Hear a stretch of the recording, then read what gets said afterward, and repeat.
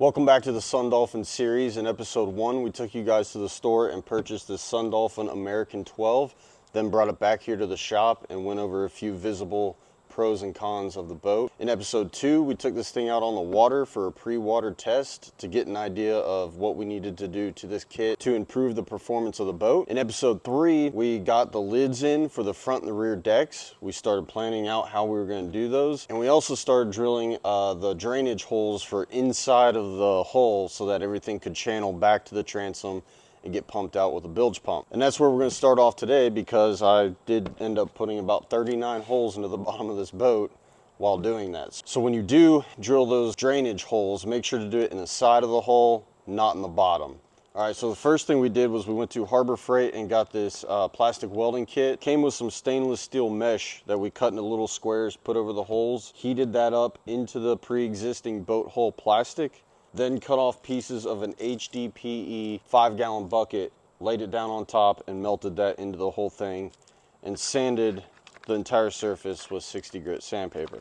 Now it should be all that we need to do in order to seal up these holes. Everything looks good. And now we got to figure out how we're going to make a template for the flooring.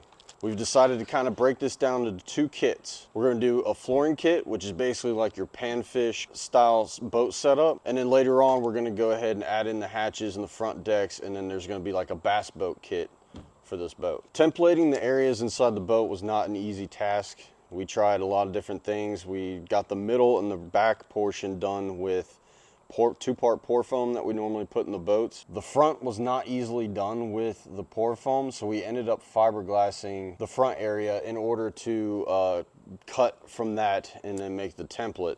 Because we're trying to make kits from this boat for you guys, we needed a very accurate template system. So the pour foam and the fiberglassing was the best way for us to do that. All right, we're going to start from the back of this boat.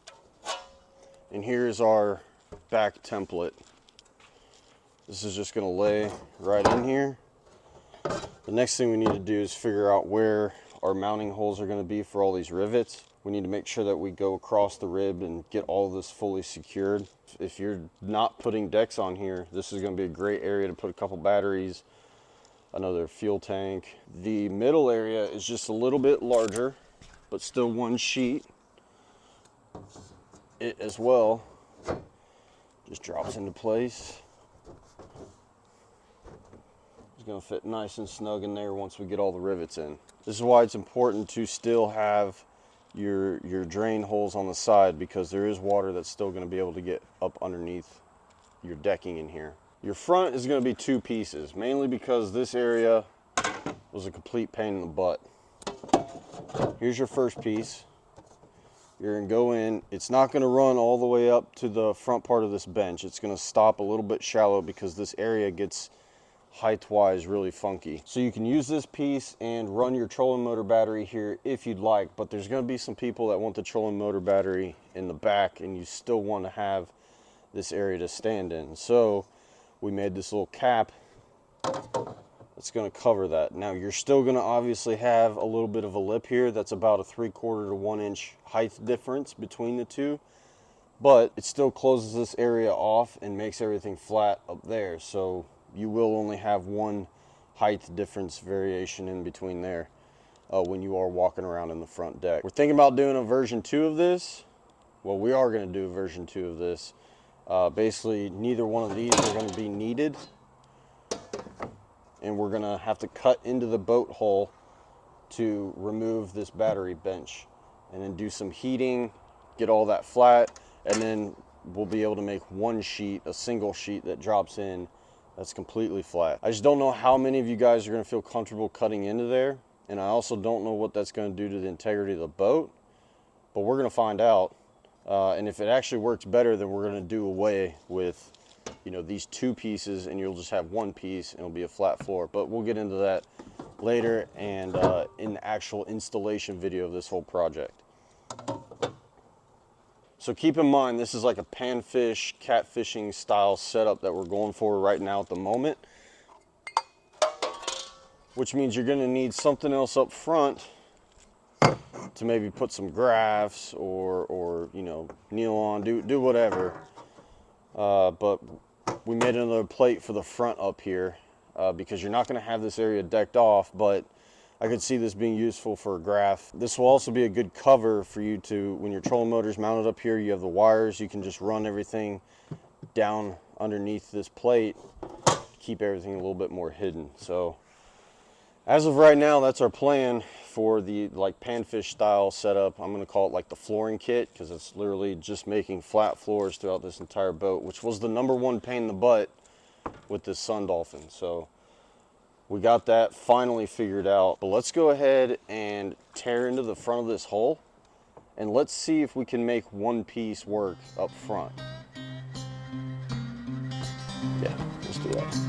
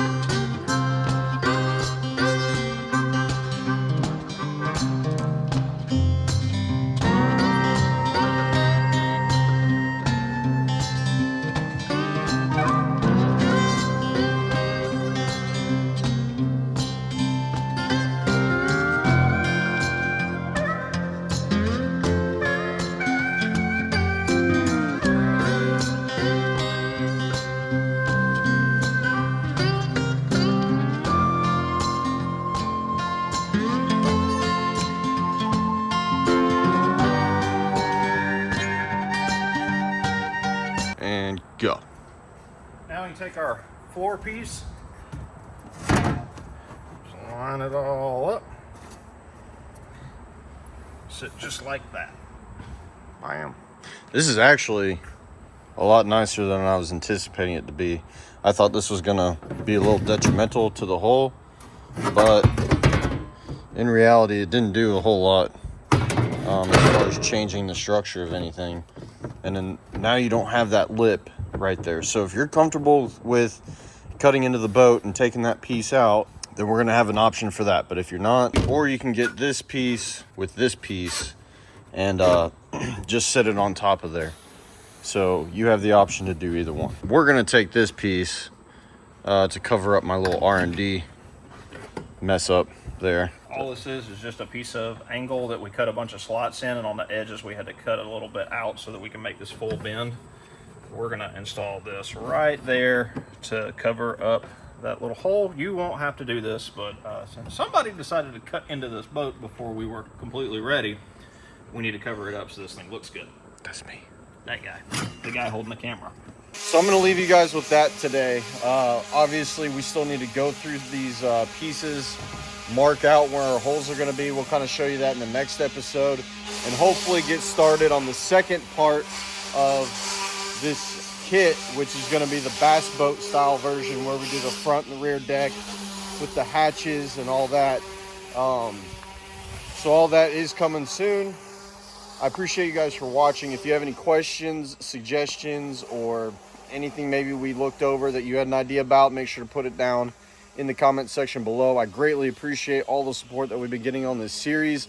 It seems like there is a lot more of you that are interested in a kit like this for this boat than I originally anticipated. So that's given us the strength to kind of keep pushing forward and figure this out for you guys, because we took, I mean, it's Labor Day weekend this weekend, and we spent the entire weekend pretty much making templates for this boat so that when you get the kit, it's going to fit exactly into this boat. So let us know if you guys have any comments or suggestions, and we'll see you in the next video.